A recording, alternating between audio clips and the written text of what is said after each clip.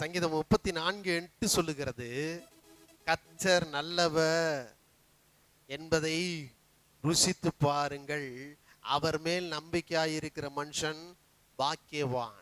வேதம் சொல்றதுதான் கரெக்டா இருக்கும், ஏன்னா சத்தியம் அது. எல்லா நன்மைக்கும் காரணம் தேவன், எல்லா தீமைக்கும் காரணம் பிசாசு. இப்ப எல்லா நன்மைக்கும் காரணராக இருக்கிற கர்த்தர் மேல நீங்க நம்பிக்கை வைத்தா வேதம் சொல்லுது உங்களை பாக்கியவான் அப்படின்னா நீங்கள் ஆசீர்வதிக்கப்பட்டவர்கள். உங்களை நீங்க நல்லவங்களா நினைச்சீங்கன்னா வர்ற பிரச்சனை வந்தா உடனே கர்த்தர் நான் நல்லவனா இருக்கனாலதான் என்னை சோதிக்கிறாருன்னு நினைப்பீங்க. நல்லா தெரிஞ்சுங்க, நீங்க நல்லவன் நினைக்காதீங்க. எப்பவுமே கர்த்தர் நல்லவராகவே இருக்கிறார், உங்களுக்கு நன்மை செய்கிறவராகவே இருக்கிறார், உங்களுக்கு நன்மையானதை தருகிறவராக இருக்கிறார் என்று சங்கீதம் 85:12 சொல்லுகிறது. கர்த்தர் இறங்குகிறார் என்று இன்னைக்கு ரோமர்ல பார்த்தோம்.